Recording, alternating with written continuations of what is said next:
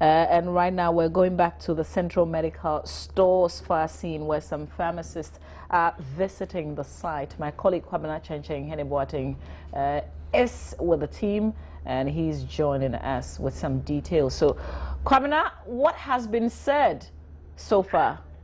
Well, Mama V, we are still here. We are expecting a team from the Pharmaceutical Society of Ghana. We are told they should be here in the next few minutes, just about 10 to 20 minutes time. They should be here. In fact, they were supposed to arrive around 10 a.m. That was the information we picked up earlier. But since arriving, we are yet to set sights on actually. But what I've observed since coming here is that the fire service is still on the ground. Obviously, not as many fire tents as we saw. I mean, in the first few days. I mean, the first day and the second day. We have just okay, well, there's just one fire tender and some private water tankers, about 2 of them. We still have some compressors here.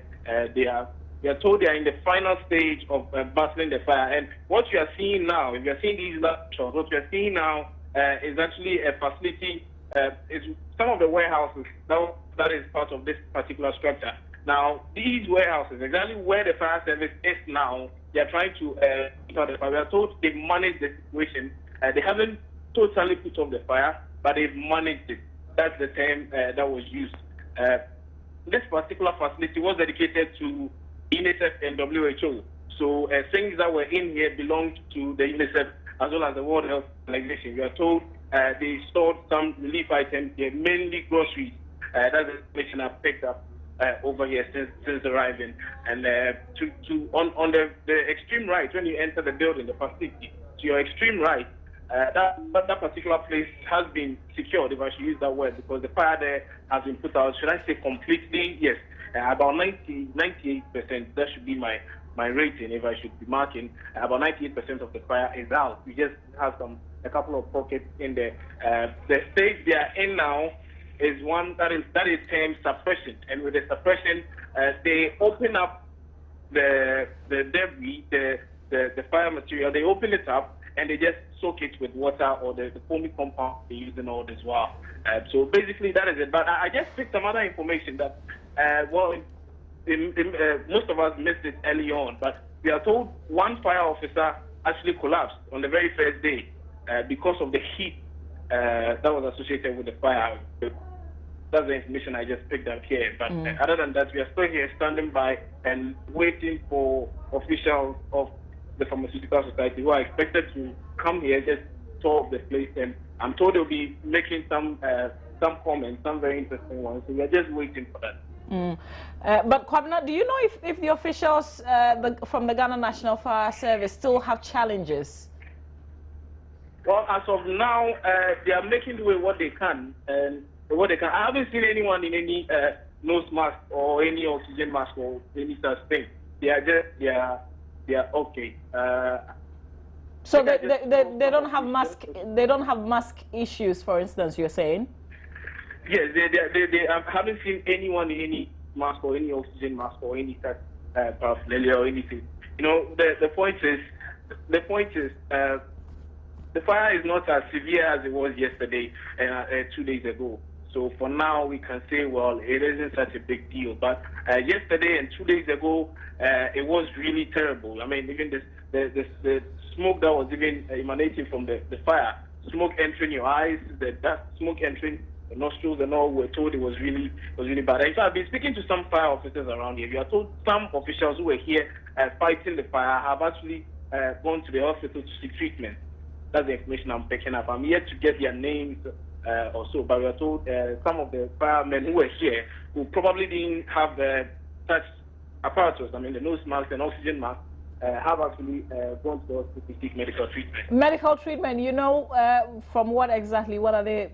What have they been complaining about? The inhalation of the smoke, and I mean, when you, I don't know whether you saw the footage. If you did see the footage, you would have seen that. I mean, as early as 10 a.m., the place looked like it was 9 p.m. The place was dark, covered with smoke. The entire place was filled with smoke, engulfed in thick smoke. Also with the kind of, should I say, chemicals? Because early on, the information I picked was certain things, medicine, certain drugs in there were reacting to the water that was being poured on them. in their quest to actually put out the fire. Certain drugs were reacting to the water, so it was actually worsening the situation. So you could smell certain things. I don't know whether they were poisonous, but there was a very pungent smell of some sort when we came here. Actually, that was on Tuesday, I must say. So I'm sure it's a result of some of these things. So they've actually had to go to the hospital to get some help. Okay.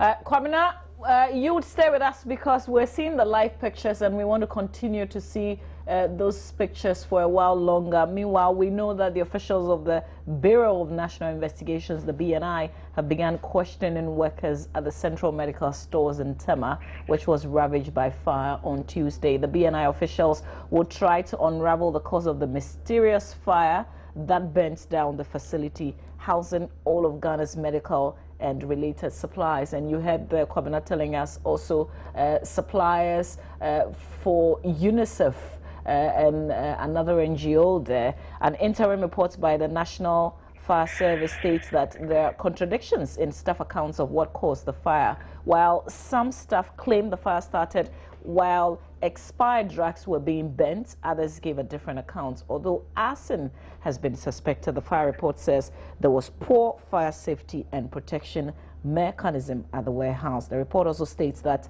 the medical store had no fire certificates, and the report also says the facility for more than 2 years had no functioning fire extinguishers, although the attention of managers was drawn to the situation. And Kwabena Chencheng Heneboateng, my colleague who is in Tema right now, is also reporting that they're waiting for the members of the Pharmaceutical Society of Ghana because they are visiting the scene today in Tema, the Central Medical Stores that's been ravaged by fire. So Kwabena, if you can hear me, do you know for how long you're going to be holding on and waiting for the Pharmaceutical Council?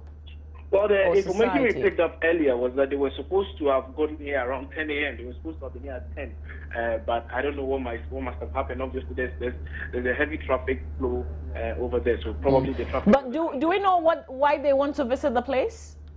Well, I know they want to just assess the situation and possibly, I know they want to speak to the press about certain things. I don't really know exactly what they want to comment on. I've been trying to get some answers. I've been speaking to a few people, but one is really biting. No one is really giving too much information. So we have very scanty information, which will be improper to give out at this stage, unless, of course, we gather enough information. Then viewers can be sure Joy needs to be the first to break that story. Kwabena Chencheng Heneboateng, stay on for us. My colleague who is keeping an eye right there in Tema, in the place where we were keeping all our medicines, really the biggest store for us, the Central Medical Stores, place ravaged absolutely by fire. You're here on News Desk. My name is Mama Vioso. Stay with us. We've got a lot more coming up.